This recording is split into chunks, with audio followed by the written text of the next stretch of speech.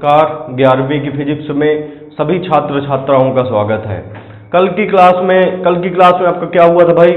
कल की क्लास में देखिए आपकी 11वीं की फिजिक्स चल रही, चौथा चैप्टर चल रहा है, ऋजुरेखी पथ पर गति चल रहा है। इसमें क्या पढ़ा दिए? इसमें भाई न्यूमेरिकल का क्रम चल रहा है। हमने जो है इस जो है चैप्टर का सारे टॉपिक करा दिए, लगभग पूरी थ्योरी, पूरे डेरिवेशन करा दिए हैं। अब न्यूमेरिकल भी इसमें कुछ कराए हैं, समझ रहे हैं ना। ग्राफ से संबंधित न्यूमेरिकल इसमें करा दिए थे, और अब इसमें जो है आपके कुछ जो है गुरुत्वाधीन के न्यूमेरिकल हैं, और कुछ आपके न्यूमेरिकल आते हैं भाई, परीक्षा में भी आते हैं आपके जो है सापेक्ष वेग या आपेक्षिक वेग के न्यूमेरिकल आते हैं। तो चलिए देखते हैं, यहाँ से आपेक्षिक वेग वाले अगले दिन करा दिए जाएंगे, समझ रहे हैं ना। तो यहाँ से जो क्वेश्चन कह रहा है आपके पास, क्या है क्वेश्चन?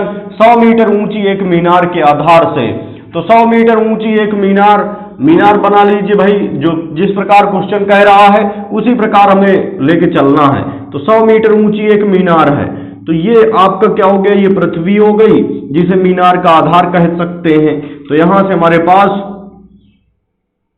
ये पृथ्वी हो गई भाई, ये मीनार का क्या कह सकते हैं? इसको आधार कह सकते हैं। और ये मीनार कितनी ऊंची है? ये 100 मीटर ऊंची मीनार है। ये कितनी ऊंची है भाई? ये 100 मीटर ऊंची मीनार है। तो ध्यान से देखिएगा, 100 मीटर ऊंची मीनार है, तो ये इसकी ऊंचाई कितनी है आपकी? 100 मीटर। तो यहां से जो है total h is equal to मीनार की ऊंचाई कितनी है? 100 मीटर। जितना कहा है बस उतना ही बना लिए हम। यहां से ये पृथ्वी हो गई, जिसे धरातल कह सकते हैं, समझ रहे हैं। ये लाइन किसकी दिखा रही? पृथ्वी की। और 100 मीटर क्या है आपकी? ऊंची मीनार है। तो 100 मीटर ऊंची एक मीनार के आधार से ध्यान से देखिएगा, मीनार के आधार से ऊर्ध्वाधर ऊपर की ओर एक गेंद इतने वेग से फेंकी जाती है कि वह मीनार के उच्चतम बिंदु तक पहुंचने में सक्षम है, समझ रहे हैं ना। ये जो है 100 मीटर ऊंची एक मीनार के आधार से मतलब समझ रहे हैं ना भाई, आधार का मतलब पृथ्वी से है। 100 मीटर ऊंची एक मीनार के आधार से एक गेंद है, समझ रहे हैं ना। एक गेंद है, वो इतने वेग से फेंकी जाती है, मान लीजिए कितने वेग से, माना कि u वेग से फेंकी जाती है, जिससे वो यहां पर जो है उच्चतम बिंदु तक पहुंचने में क्या है? सक्षम है। बिल्कुल ध्यान से देखिएगा, उच्चतम बिंदु तक पहुंचने में सक्षम है।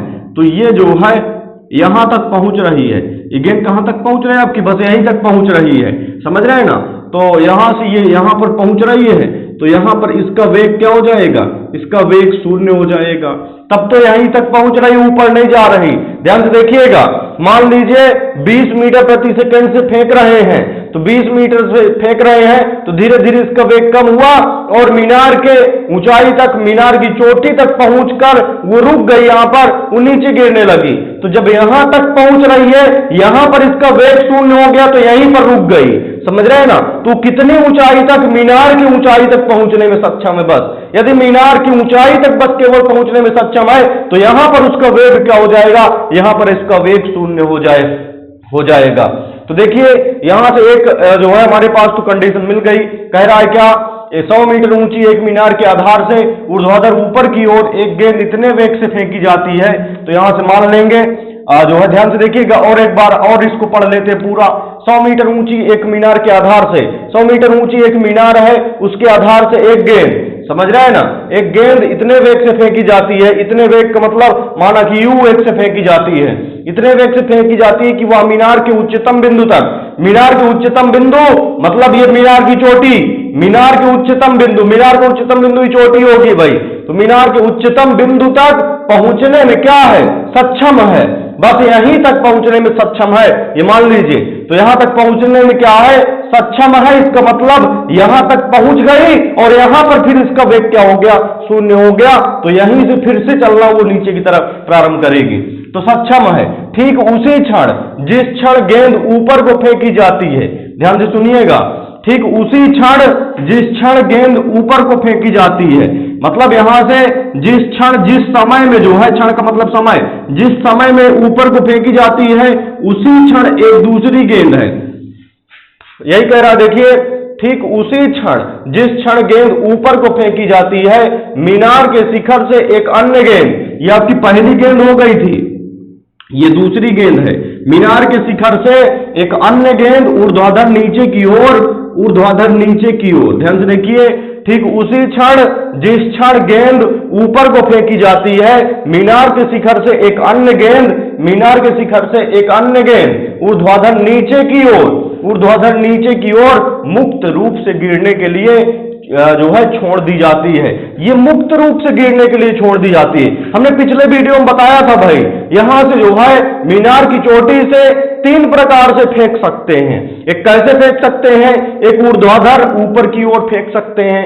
कल के वीडियो में बताया था हमने, ये जो है मीनार से, यदि हम मीनार पर खड़े हो जाएं तो यहां से 3 प्रकार से फेंक सकते हैं गेंदों को।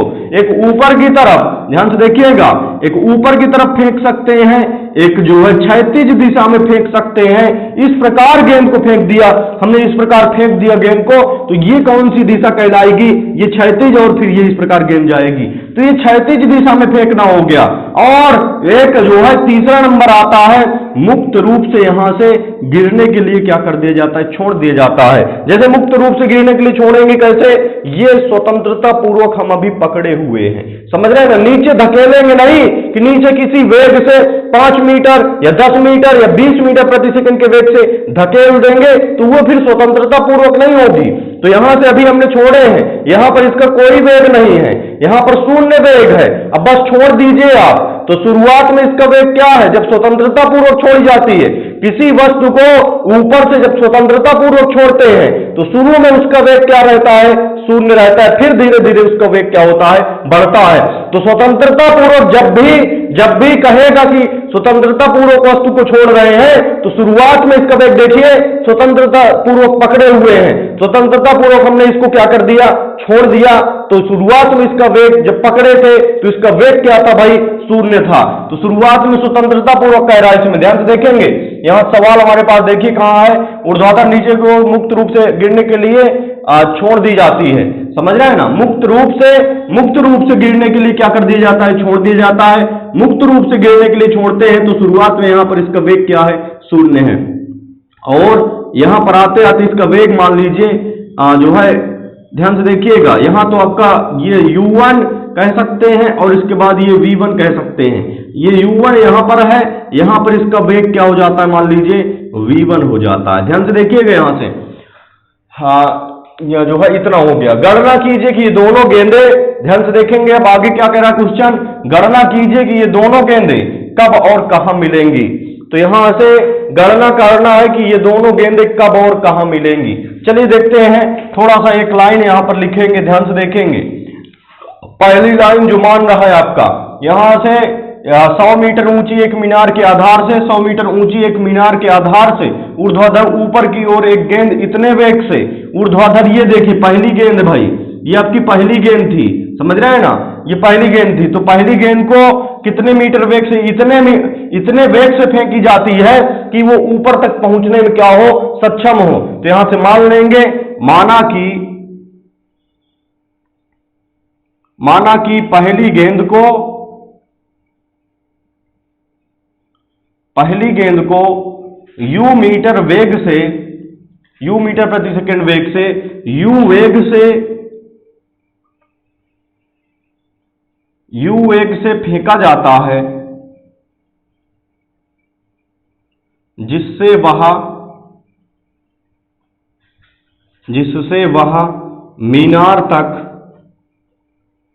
मीनार के शिखर तक पहुंचने में सक्षम है, मीनार के शिखर तक पहुंचने में सक्षम है।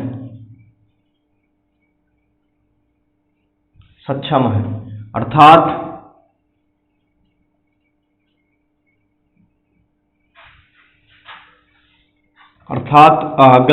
यहां से गति का प्रथम समीकरण लगा दीजिए, चूंकि अभी u की वैल्यू हमें पता करना पड़ेगा भाई, आगे जरूरत पड़ेगी।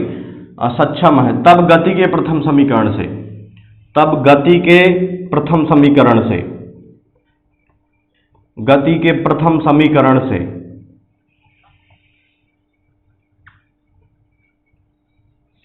ध्यान से एक बार क्वेश्चन और पढ़ेंगे, सभी लोग ध्यान देंगे भाई।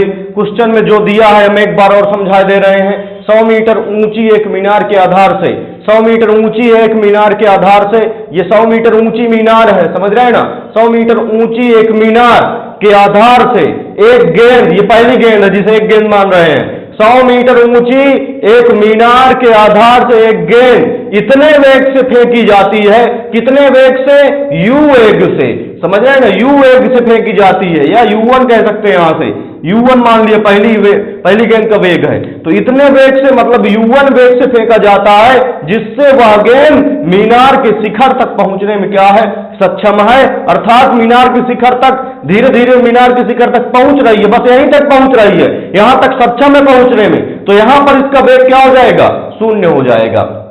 तब तो यहां पर ये जो है ये गेंद यहां तक पहुंच गई और यहीं पर क्या हो गई, रुक गई, इतना हो गया। फिर इसके बाद देखिए आगे क्या कह रहा है, मीनार के शिखर से एक गेंद जिस क्षण इस गेंद को ऊपर की ओर फेंकी जाती है उसी समय, उसी क्षण, समझ रहे हैं ना, जिस समय इस गेंद को ऊपर फेंकते हैं उसी समय दूसरी गेंद को मीनार के शिखर से मुक्त रूप से गिरने के लिए, स्वतंत्रता पूर्वक गिरने के लिए छोड़ देते हैं। जब ये स्वतंत्रता पूर्वक गिरने के लिए छोड़ेंगे तो यहां से जो है u2 इज इक्वल टू कितना हो जाएगा भाई, 0, और यहां से नीचे तक आने में मान लीजिए इसका वेग क्या हो जाता है, v2 हो जाता है। जब शुरुआत में इसका वेग क्या होगा भाई, स्वतंत्रता पूर्वक मुक्त रूप से गिरने के लिए छोड़ रहे हैं तो शुरुआत में इसका वेग क्या होगा, 0 होगा।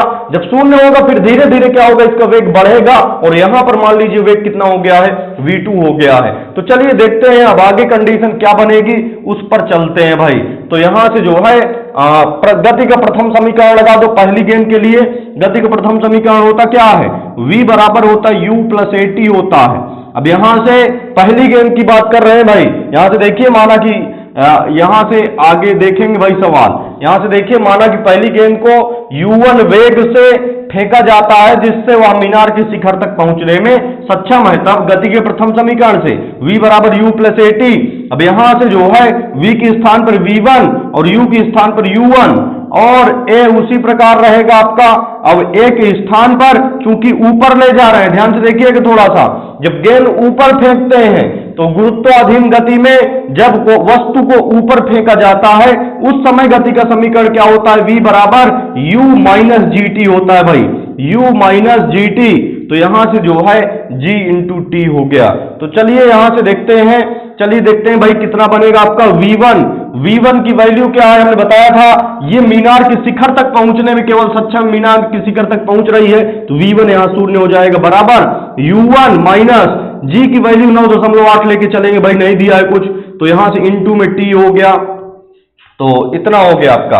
अब यहां से इस माइनस वाले टर्म को बराबर की इस पार ले आओ, तो यहां से आपका बनेगा u1 इज इक्वल टू हो जाएगा आपका u1, ये माइनस वाला दिख रहा है नहीं, दोनों माइनस में हैं, तो यहां से u1 इसको इधर ले आएंगे तो प्लस में हो जाएगा 9.8 t हो गया। तो u1 की वैल्यू कितनी आ गई, 9.8 t। तो यहां से u1 की वैल्यू निकली भाई 9.8 t। यहां से t की वैल्यू हमें पता नहीं है, इसलिए गति का प्रथम समीकरण इसमें नहीं लगेगा भाई। ध्यान दीजिए हमें जो है u1 की वैल्यू निकालना है, जब तक u1 नहीं मिलेगा आगे सवाल की कंडीशन नहीं बनेगी। यहां से चलिए इसको लगाते सवाल भी एक बार और समझा दिया जाएगा, थोड़ा बड़ा सवाल है, ध्यान से देखिएगा भाई। यहां से गति का तृतीय समीकरण, यहां से चूंकि द्वितीय यदि निकाल लेंगे, द्वितीय क्या होता है, h बराबर होता है ut और माइनस हाफ GT स्क्वायर, यहां भी t की कंडीशन आ रहा है जो कि समय नहीं पता है हमें। और तीसरा समीकरण क्या होता है, v स्क्वायर बराबर u स्क्वायर माइनस 2gh। तो यहां से ऊंचाई तो हमें पता है भाई, समझ रहे हैं, ऊंचाई 100 दिया हुआ है, g की वैल्यू पता है और इसके बाद सारी वैल्यू इसमें दिया हुआ है। तो चलिए देखते हैं, यहां से सारी वैल्यूज दिए हुए हैं, तो यहां से हमारे पास इसमें गति का कौन सा समीकरण लगेगा, गति का तृतीय समीकरण। तो यहां से कौन से भाई, गति के तृतीय समीकरण से, गति के तृतीय समीकरण से, तृतीय समीकरण से। तो गति का तृतीय समीकरण लगा दीजिए, होता क्या है, v स्क्वायर बराबर u स्क्वायर और माइनस 2gh, चूंकि ऊपर जा रही वस्तु ऊपर जा रही है, जब वस्तु ऊपर जा रही होती है तो v स्क्वायर बराबर u स्क्वायर माइनस 2gh होता है, यदि ये नीचे आ रही होती तो प्लस 2gh हो जाता। अब यहां से v के स्थान पर v1 0 दिया हुआ है, u के स्थान पर पहली गेंद की बात कर रहे हैं तो u1 है, और इसके बाद 2g, h के स्थान पर कैपिटल H, कितनी ऊंचाई तक जाती है, 100 ऊंचाई तक जाती है गेंद, समझ रहे हैं ना, मीनार की ऊंचाई मतलब 100 ऊंचाई तक, 100 मीटर ऊंचाई तक जाती है। तो चलिए देखते हैं, V1 की वैल्यू 0 बराबर U1 स्क्वायर, उसी प्रकार और माइनस यहां से 2 गुणे G का मान 9.8 गुणे में यहां से H की वैल्यू कितनी है, H की वैल्यू 100 भाई, तो यहां से इतना हो गया। अब यहां से इस माइनस वाले टर्म को बराबर की इस पार ले आओ, माइनस वाले टर्म को जब बराबर की इस पार ले आएंगे तो माइनस का इधर आएगा तो प्लस हो जाएगा, इस तोड़ने का कोई मतलब नहीं। तो 2 गुणे 9.8 का 100 में जब गुणा कराएंगे तो 980 हुआ। ध्यान से देखिएगा भाई, क्योंकि जब जो है 9.8 में गुणा कराएंगे तो 100 का तो 980 हुआ, बराबर यहां से केवल कितना बच गया आपका U1 स्क्वायर बच गया। तो चलिए देखते हैं यहां से हमारे पास कितना हो जाएगा भाई। आपका अब इसमें गुणा कराइए तो 2 0 0 हो गया, 2 8 16 की 6 हासिल 1 और 2 9 18 1 1960 हो गया। तो U1 स्क्वायर आपका कितना बना भाई, U1 स्क्वायर बराबर 1960। 2 0 0 2 8 16 की 6 2 9 18 1 19। अब यहां से U1 की वैल्यू निकालेंगे तो U1 की वैल्यू निकालेंगे भाई तो 196, ये जो है आपका 1960 रखा हुआ है। 1960 को हम कहेंगे क्या, U1 स्क्वायर बराबर हो जाएगा, ध्यान से देखिएगा,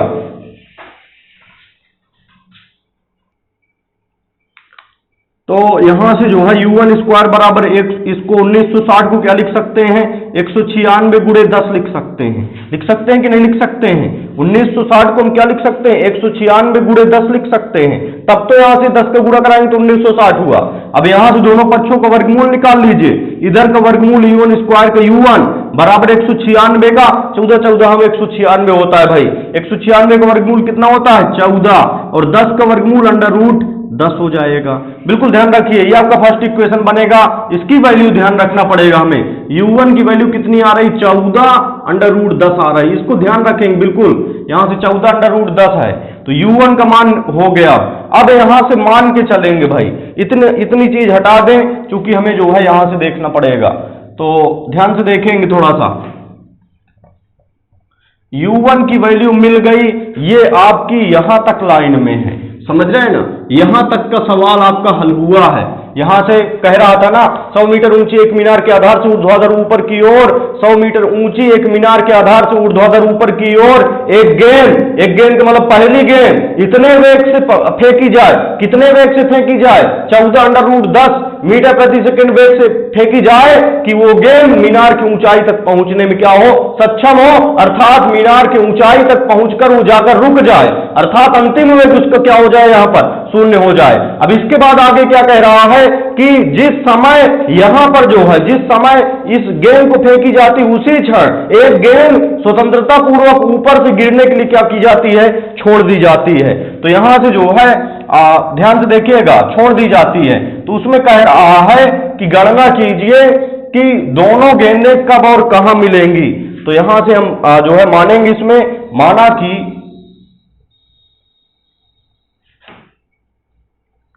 माना कि पहली गेंद, फर्स्ट गेंद इसको मान सकते हैं, माना कि पहली गेंद T समय में,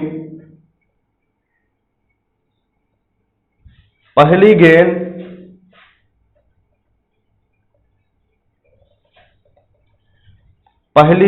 H1 ऊंचाई, पहली गेंद H1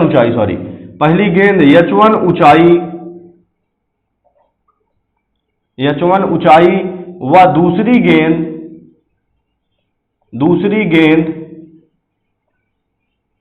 H2 ऊंचाई तय करके,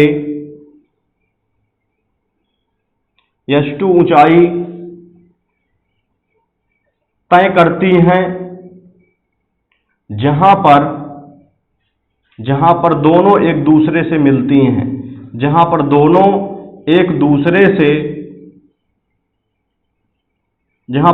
एक दूसरे से मिलती हैं।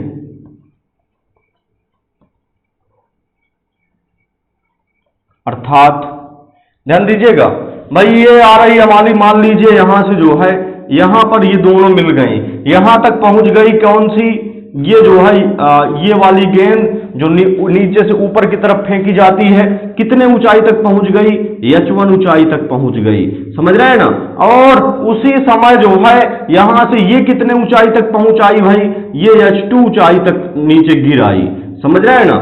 तो यहां से जो है इसमें क्वेश्चन में चूंकि पूछ रहा है गणना कीजिए दोनों गेंदें कब और कहां मिलेंगी, तो मान लेंगे कि जो है कब का मतलब टी समय में, समझ रहे हैं ना। यहाँ टी समय से लिख देते कोई गलत नहीं था।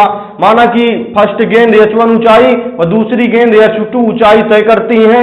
फर्स्ट गेंद h1 ऊंचाई तय करती है नीचे से और दूसरी गेंद h2 ऊंचाई तय करती है और जो है तय करती है जहां पर दोनों क्या है एक दूसरे से मिलती हैं, समझ रहे हैं ना। ये यहां तक पहुंचाई भाई, ये यहां तक ये गेंद पहुंचाई, तो ये दोनों यहां पर क्या हो गई, मिल गई। और कितने समय पर मिलेंगी, दोनों एक दूसरे से मिलती हैं और टी समय पर मिलती हैं। टी समय में ये नीचे आएगी तो टी समय में उतने ही समय में ये ऊपर पहुंच जाएगी, समझ रहे हैं ना। जैसे इसका जो है मान लीजिए हम उदाहरण देखें, यहां से हम फेंक रहे हैं, बिल्कुल ध्यान दीजिएगा भाई, यहां से हम फेंके जो है कोई भी गेंद है हमने फेंक दिया, 2 मिनट में वो कुछ नीचे आएगी और समझ रहे हैं ना, 2 मिनट में वो कुछ नीचे आ गई और 2 मिनट में ही मान लीजिए वो कुछ ऊपर पहुंच गई। तो 2 मिनट में वो कहीं पर भी h1 ऊंचाई या h2 ऊंचाई कहीं पर भी वो एक दूसरे से क्या हो जाएंगी, मिल जाएंगी। अभी ये टाइम निकलेगा आपके, देखिएगा यहां से जो है ये दोनों जो टी समय मान रहे हैं ना, जो टी समय, उसी समय पर ये उतने ही समय में ये यहां से नीचे आएगी और उतने ही समय में ये यहां से ऊपर पहुंच जाएगी उतनी ही दूरी पर। मतलब टी समय में h2 दूरी तय करेगी ये वाली और टी समय में ये वाली h1 दूरी तय करेगी। तो चलिए देखते हैं यहां से। तो ये जो है पहली गेंद कहां पर भाई, पहली गेंद h2 ऊंचाई तक नीचे आती है और नीचे वाली गेंद h1 ऊंचाई तक ऊपर जाती है और यहां पर एक दूसरे से दोनों क्या हो गई, मिल गई। कहां पर कह रहा है, तो जो है कहां पर, तो यहां से मान लेंगे कि माना पहली गेंद h1 ऊंचाई तय करती है तथा दूसरी गेंद h2 ऊंचाई तय करती है, जहां पर दोनों एक दूसरे से क्या होती हैं, मिलती हैं। अर्थात h1 और h2 को यदि जोड़ दे तो मीनार की कुल ऊंचाई मिल जाएगी कि नहीं मिल जाएगी भाई। h1 इतना है, ध्यान से देखिएगा, h1 इतना है, h2 इतना है, समझ रहे हैं ना, h2 इतना है और h1 हमारा इतना, ये देखिए h1 ऊंचाई इतनी है, h2 ऊंचाई इतनी है। यदि दोनों को जोड़ देंगे अर्थात यहां से h1 प्लस h2 बराबर कुल कितना दिया है आपका, 100 दिया हुआ है। अब यहां से h1 का मतलब पहली गेंद जो है आपकी कितनी दूरी तय कर रही है, h1 ऊंचाई तय कर रही है। तो पहली गेंद के लिए आप जो है क्या लगा देंगे, गति का द्वितीय समीकरण होता है भाई। गति का द्वितीय समीकरण क्या होता है, h1 इज इक्वल टू हो जाएगा h बराबर ut और प्लस जो है चूंकि नीचे से ऊपर जा रही है, h1 की कंडीशन देखेंगे भाई, ये गेंद नीचे से ऊपर जा रही है तो ut minus half GT square हो जाएगा। बिल्कुल ध्यान से देखिएगा, ये गेंद नीचे से ऊपर जा रही है इसलिए ut minus half GT square. अब यहां से पहली गेंद का प्रारंभिक वेग u के स्थान पर क्या हो जाएगा, u1 और t उसी प्रकार रहेगा। हमने बताया था t समय में ये यहां से यहां तक पहुंचेगी तो t समय में ये भी यहां से यहां तक पहुंचेगी, समय नहीं बदलेगा आपका, समय उसी प्रकार रहेगा। और प्लस में h2 की वैल्यू कितनी है भाई, h2 ऊपर से नीचे आ रही है, आपके ऊपर से नीचे आ रही है। ये देखिए h2 जो है दूसरी गेंद जो है कितनी दूरी तय करती है भाई, h2 दूरी तय करती है। दूसरी गेंद h2, पहली गेंद h1 दूरी तय कर रही थी। तो दूसरी गेंद के लिए जो है गति का द्वितीय समीकरण लगा दो तो फार्मूला क्या होता है, h बराबर होता है h ये दिख रहा है, h बराबर होता है ut और प्लस हाफ GT स्क्वायर। चूंकि जब वस्तु ऊपर से नीचे आ रही होती है तो फार्मूला होता है ut और प्लस हाफ GT स्क्वायर। अब यहां से h के स्थान पर h2 है, दूसरी गेंद की बात कर रहे हैं तो दूसरी गेंद का प्रारंभिक वेग यहां से u के स्थान पर u2 और इसके बाद हाफ GT स्क्वायर उसी प्रकार हो जाएगा। तो u2 का मान कितना दिया है भाई, दूसरी गेंद का प्रारंभिक वेग कितना है, 0 है। दूसरी गेंद का प्रारंभिक वेग u2 का मान कितना दिया है, 0। तो u2 के स्थान पर हम क्या रख सकते हैं, 0 रख सकते हैं। अब यहां से 0 का t के साथ गुणा तो ये बनेगा कितना, u1t माइनस 1/2 GT स्क्वायर और इसका मान 0 हो गया और प्लस में कितना 1/2 GT स्क्वायर और ये बराबर के जो है 100 चलेगा उसी प्रकार बराबर 100 हो गया। अब यहां से माइनस 1/2 GT स्क्वायर है प्लस 1/2 GT स्क्वायर है, कितना आ गया भाई, u1t इज इक्वल टू कितना हो गया, 100 हो गया। अब यहां से ध्यान से देखेंगे थोड़ा सा, u1 की वैल्यू हमने निकाल ली, हमने बताया था u1 की वैल्यू भी जरूरत पड़ेगी भाई।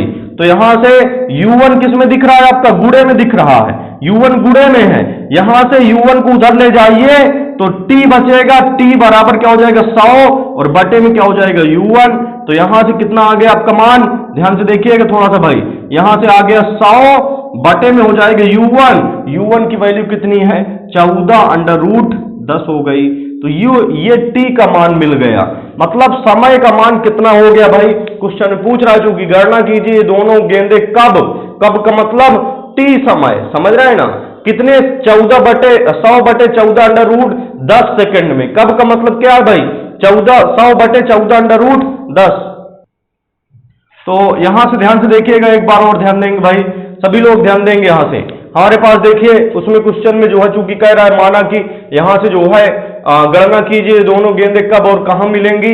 तो यहां से जो है मान लेंगे क्या, माना कि पहली गेंद H1 ऊंचाई तय करती है तथा दूसरी गेंद H2 ऊंचाई तय करती है, समझ रहे हैं ना, तय करती है जो है जहां पर दोनों एक दूसरे से क्या है मिलती हैं। माना पहली गेंद H1 दूसरी गेंद H2 ऊंचाई तय करती है जहां पर दोनों एक दूसरे से क्या है मिलती हैं, अर्थात H1 और H2 का कुल योग कितना होगा, H1 प्लस H2 बराबर क्या हो जाएगा 100 हो जाएगा। अब यहां से H1 की वैल्यू गति के द्वितीय समीकरण से क्या हो जाएगा भाई, H1 बराबर ut minus half gt square, चूंकि गेंद ऊपर जा रही है तो ut minus half gt square. अब यहां से पहली गेंद की बात कर रहे हैं, ये पहली गेंद की ऊंचाई है, पहली गेंद की ऊंचाई, तो पहली गेंद की बात कर रहे हैं तो u के स्थान पर क्या हो जाएगा u1 और समय वही रहेगा, क्योंकि हमने बताया था कि t समय में ये यहां से यहां तक पहुंचेगी तो उतनी ऊंचाई ये जो है मान लीजिए ये तय कर रही है, समझ रहे हैं ना। तो इतना हो गया, अब ये t की वैल्यू हमें मिल गई है। अब चलिए आगे देखते हैं, यहां से कब तो मिल गया, अब कहां जो है और निकालना है, तो कहां के लिए ध्यान से देखेंगे भाई, H1 की वैल्यू ध्यान से देख लें, H1 का मान यहां से जो है आप H2 का मान निकालिए, हमने बताया था H2 का मान क्या होगा, H2 क्या है आपका, दूसरी गेंद H2 ऊंचाई तय कर रही है तो गति का द्वितीय समीकरण होता है, गति के द्वितीय समीकरण से गति के द्वितीय समीकरण से क्या हो जाएगा, दूसरी गेंद की बात करेंगे भाई, H बराबर ut और चूंकि वस्तु गेंद नीचे आ रही, ऊपर से नीचे आ रही तो प्लस हाफ gt स्क्वायर होगा, ut plus half gt square. और दूसरी गेंद की बात कर रहे हैं तो h के स्थान पर h2 और u के स्थान पर u2। तो ध्यान से देखिएगा यहां से आगे बनेगा क्या, सभी लोग इधर ध्यान दे भाई, तो यहां से हमारे पास बनेगा h2 इज इक्वल टू दूसरी गेंद का प्रारंभिक वेग u2 कितना दिया है 0 दिया है, गुणे में t प्लस हाफ और g का मान 9.8 और इनटू में t का मान देखिए कितना दिया हुआ है भाई, t का मान दिया है 100/14 और √10 दिया हुआ है, और वर्ग लगा है तो क्या लगा देंगे, यहाँ वर्ग लगा दिया। तो ध्यान से देखेंगे हमारे पास बनेगा क्या भाई, यहां से H2 इज इक्वल टू हो जाएगा 0 गुणे t, 0 हुआ प्लस यहां से 2 × 2 और 2 चौको 8 1 9 और 2 9 18 तो 4.9 हुआ। तो यहां से क्या हो जाएगा 4.9 और गुणे में यहां से 100 का वर्ग, यहां से 100 का वर्ग 100 गुणे 100 बनेगा भाई, 100 गुणे 100 का वर्ग, और इसको कह के आ सकते, चलिए देखिए यहां से 100 गुणे 100 ही लिख लीजिए, भी कैंसिल हो जाएगा, 100 गुणे 100 बटे 14 का वर्ग, 14 14 हम 196 और गुणे में हो जाएगा आपका यहां से √10 का वर्ग, तो √ हट जाएगा, केवल क्या बचा आपका 10 बचा, 10 × 10 10 हम 100 हो गया। अब इसके बाद यहां से 10 का गुणा 4.9 में करा दीजिए, तो जब 10 का गुणा इसमें कराएंगे तो बनेगा हमारे पास H2 की वैल्यू उसी प्रकार H2 बराबर 10 का गुणा इसमें 4.9 में कराइए तो दशमलव हट जाएगा, बचा कितना 49, गुणे में कितना बचा 100 बचा, और बटे में कितना है आपका 196 है, बटे में 196 है। अब चलिए देखते हैं यहां से, तो देखिए भाई इसको कैंसिल कराइए, तो यहां से जो है 7 से कैंसिल करा दीजिए, 7 × 7 49, 7 दूनी 14, 14 5 19, 7 8 56, इसके बाद 7 1 कम 7, 7 चौक 28, अब इसके बाद 4 1 कम 4, 4 25 हम 100। तो यहां से जो है आपका कितना हुआ H2 की वैल्यू कितनी आ गई? 25 मीटर। जब H2 मिल गया 25 मीटर, ध्यान से देखिएगा, अब जो है जब H2 मिल गया 25 मीटर तो हमारे पास एक इक्वेशन क्या था? H1 प्लस H2 बराबर पूरा कितना था? 100 था। यहां से चूंकि H1 प्लस H2 बराबर 100 है, समझ रहे हैं ना, तो यहां से H1 और प्लस H2 की वैल्यू 25 बराबर 100, तो यहां से बनेगा कितना? 25 जो है उधर जाएगा तो माइनस में हो जाएगा, 100 माइनस 25, तो 100 से 25 घट जाए, कितना हुआ भाई? H1 बराबर 75 मीटर। समझ रहे हैं ना? तो अब जो है ये क्वेश्चन पूरी तरह से हल हो गया भाई। कहने का मतलब क्या है, जो लास्ट में पूछा था गणना कीजिए, तो ये दोनों कब का मतलब ये दोनों कब भाई? टी का मान देखिए, टी का मान निकाल चुके थे, टी का मान कितना था ये देखिए, यहां से रखे हैं, तो ये दोनों गेंदे 100/14 अंडर रूट 10 सेकेंड, जब 100/14 अंडर रूट 10 सेकेंड में मिलेंगी। ये जो है यहां से जब छोड़ेंगे तो 100/14 अंडर रूट 10 सेकेंड बाद ये यहां तक पहुंचेगी, और 100/14 अंडर रूट 10 सेकेंड बाद ये गेंद यहां तक पहुंचेगी। तो ये दोनों गेंदें 100/14 अंडर रूट 10 सेकेंड में, और जो है पृथ्वी तल से कितनी ऊंचाई पर? H1 का मान देखिए, पृथ्वी तल से 75 मीटर की ऊंचाई पर, पृथ्वी तल से कितनी ऊंचाई पर? H1 का मान देखिए, आपका H1 का मान कितना आया है? 75 मीटर, तो पृथ्वी तल से 75 मीटर की ऊंचाई पर मिलेंगी। तो बिल्कुल आपको समझ में आ गया भाई, ये दोनों गेंदें 100/14 अंडर रूट 10 सेकेंड में पृथ्वी तल से 75 मीटर की ऊंचाई पर मिलेंगी। ये सवाल थोड़ा टिपिकल था, इसको 2 बार 4 बार भाई पीछे रिपीट करके देखिए, समझ रहे हैं ना, पीछे रिपीट करके देखिए। यदि फिर भी नहीं बन रहा तो आप बताइए, बिल्कुल बताइए, इस सवाल को दोबारा सही ढंग से और तरीके से समझाएंगे, समझ रहे हैं ना, और लेकिन सही ढंग से बताइए, आपकी कहां पर नहीं समझ में आए। कुछ लोग ऐसे होते हैं भाई कि उनको जो है थोड़ा सा देखा, उनको मतलब कह दें बस हो गया, नहीं समझ में आया, तो ये बिल्कुल नहीं चलेगा। आप बताइए कि कहां पर नहीं समझ में आया। हम यदि जो है लगेगा कि हाँ कई लड़कों को नहीं समझ में आ रहा, तो फिर ये जो है सवाल को दोबारा बताया जाएगा। ये सवाल आपका काफी टिपिकल था, समझ रहे हैं ना। इसको वीडियो को रिपीट करके पीछे, जैसे मान लीजिए कुछ सवाल, कुछ चीज पॉइंट नहीं समझ में आई है, एक बार पीछे बैक कर लीजिए वीडियो, फिर इसके बाद देखिए तो आराम से समझ में आ जाएगा। और यदि बढ़िया समझ में आ गया है तो आप नीचे लिखेंगे कमेंट में कि हाँ समझ में आ गया है, बिल्कुल लिखेंगे, क्योंकि ये सवाल टिपिकल है। थोड़ा हम देखें कि हाँ समझ में आया है कि नहीं, लड़कों को समझ में आया है, तो यदि समझ में आया तो बिल्कुल नीचे लिख दीजिए कि हाँ समझ में आ गया है। और इसके बाद जो है इसमें के गुरुत्वाधीन गति के सवाल आते हैं परीक्षा में, इसके 1-2 सवाल और कराएंगे भाई, 1-2 सवाल और कराएंगे जो किताब में रखे हुए हैं अंकित प्रश्न में। फिर इसके बाद आपेक्षिक वेग या सापेक्ष वेग के सवाल कराएंगे। देखिए भाई, ये सवाल आपका होमवर्क के लिए दिया गया है। इसमें सवाल में कह क्या रहा है, करा सीधे राजमार्ग पर एक कार 126 किलोमीटर प्रति घंटा की प्रति आवर, 126 किलोमीटर प्रति आवर या प्रति घंटा कह सकते हैं, आवर का मतलब घंटा, तो 126 किलोमीटर प्रति आवर की चाल से चल रही है। समझ रहे हैं ना, एक राजमार्ग पर है एक कार जो है 126 किलोमीटर प्रति आवर की चाल से चल रही है। इसे 200 मीटर की दूरी पर, इसे जो है कितने मीटर की दूरी पर भाई? 200 मीटर की दूरी पर रोक दिया जाता है। एक कार है, ध्यान से समझ लीजिएगा भाई, एक कार है हमारे पास, एक कार ही कितने मीटर से चल रही है? 200 किलोमीटर प्रति आवर, 200 किलोमीटर प्रति आवर से चल रही है। इसको कितने मीटर में? 200 मीटर में, 200 मीटर की दूरी पर क्या कर दिया जाता है? रोक दिया जाता है। तो देखिए रोकने का मतलब क्या है, इसका वेग पहले ज्यादा था, बिल्कुल आप कॉन्सेप्ट समझ के रखिए, इसका वेग ज्यादा था, धीरे धीरे इसका वेग क्या हो गया? कम हो गया, और लास्ट में 200 मीटर जब चल लिया, ये 200 मीटर पर चल रही, 200 किलोमीटर प्रति आवर की जो है रफ्तार से चल रही, 126 किलोमीटर प्रति आवर की रफ्तार से चल रही है, और फिर धीरे धीरे इसको जो है 200 मीटर में क्या कर दिया गया? पूरी तरह से रोक दिया गया। कहने का मतलब यहां से बनेगा क्या? ये धीरे धीरे इसका वेग कम हो रहा है, कम हो रहा है, लास्ट में पूरी तरह से इसका वेग क्या हो गया? अंतिम वेग 0 हो गया। तो प्रारंभिक वेग 126 किलोमीटर प्रति आवर, अंतिम वेग 200 मीटर में रुक रही है। रुकने का मतलब उसका अंतिम वेग क्या हो गया? 0 हो गया। तो अंतिम वेग क्या हो गया? उसका 0 हो गया। तो जब हमने बताया था, जब वेग बढ़ रहा होता है, मंदन की परिभाषा हम पिछली कक्षाओं में बताए थे। मंदन की परिभाषा क्या बताए थे भाई?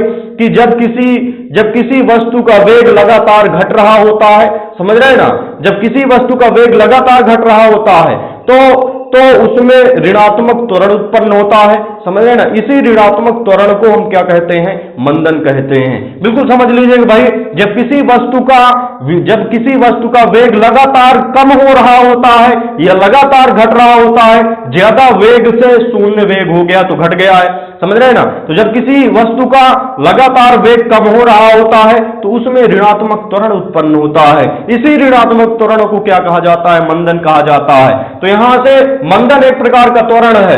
तो यहां से क्वेश्चन क्या कह रहा है, कार्य के मंदन को एक समान मानते हुए इसका मान ज्ञात कीजिए। तो मंदन का मान हमें क्या करना है, ज्ञात करना है। तो देखिए क्या दिया है, अंतिम प्रारंभिक वेग दिया है, अंतिम वेग दिया है, दूरी दिया हुआ है। तो कौन सा समीकरण लगाएंगे, गति का तृतीय समीकरण होता है तो क्या, v स्क्वायर बराबर u स्क्वायर, और यहां से जो है +2as होता है। समझ रहे हैं ना, दूरी दिया हुआ, ध्यान से देखिएगा, आपका दूरी s दिया है, दूरी s का मान दिया 200 मीटर, u का मान दिया है, v का मान दिया है, a का मान बड़े आराम से मिल जाएगा। समझ रहे हैं, मिल जाएगा ना भाई। तो यहां से जो है a का मान ऋणात्मक आना चाहिए, वही ऋणात्मक क्या कहलाएगा, त्वरण कहलाएगा। यहां से तृतीय क्यों लगाया गया है, थर्ड इक्वेशन क्यों लगाया गया गति का, क्योंकि हमारे पास t का मान नहीं दिया है भाई। समझ रहे हैं ना, यदि हम त्वरण की वैल्यू की गणना कर रहे हैं, मंदन की गणना कर रहे हैं, ऋणात्मक त्वरण ही मंदन कहलाता है। समझ रहे हैं ना, तो त्वरण की यदि गणना कर रहे हैं तो क्या है कि t यदि नहीं पता है, क्योंकि तृतीय समीकरण में t नहीं होता है, v स्क्वायर बराबर u square plus 2as t दिया नहीं है, इसलिए प्रारंभिक वेग दिया, अंतिम वेग दिया, दूरी दिया, तो तृतीय लगा देंगे। समझ रहे हैं ना, फिर तृतीय लगा के त्वरण निकाल लेंगे और ऋणात्मक त्वरण निकालेंगे जो कि मंदन कहलाएगा। त्वरण आपका ऋण में आएगा, वही क्या कहलाएगा, वही मंदन होगा भाई। अब इसके बाद ये आ गया, कार को रुकने में कितना समय लग रहा है, मान लीजिए t समय लग रहा है। तो यहां से जब जो है समय निकालना है तो फिर गति का प्रथम समीकरण लगा देंगे, v बराबर u प्लस क्या हो जाता है at, a की वैल्यू हमने यहां से निकाल लिया है भाई। इसके बाद v का मान दिया हुआ है, u का मान दिया है, a का मान हमें पता हो गया है, t का मान बड़े आराम से पता हो जाएगा। चलिए ये सवाल सभी लोग भाई लगा के दिखाएंगे और हमारे पर्सनल व्हाट्सएप नंबर पर 7985567816 इसमें जो है भाई सभी लोग इसमें करके दिखाएंगे।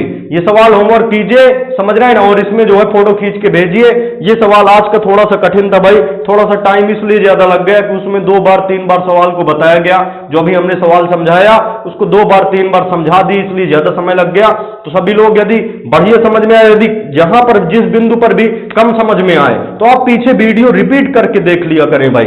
और जो लोग भाई, चूंकि कई लोग हमने देखा है, कई लोग यहाँ पर देखा है कि आप चैनल सब्सक्राइब नहीं करते हैं। कई जो है आए थे, अभिभावक आए थे, और जो है कुछ लड़के आए थे। चैनल सब्सक्राइब करने से फायदा ये है कि आपको लगातार रोज जो है सुबह सुबह वीडियो डाले जाते हैं, सुबह सुबह वीडियो आपको मिल जाएंगे। समझ रहे हैं ना, और यदि बढ़िया आपको वीडियो समझ में आ गया है तो आप जो है वीडियो में नीचे लिखेंगे कमेंट में कि समझ में आ गया है। और यदि जो है बढ़िया पसंद आया है तो लाइक जरूर कर दें भाई वीडियो को।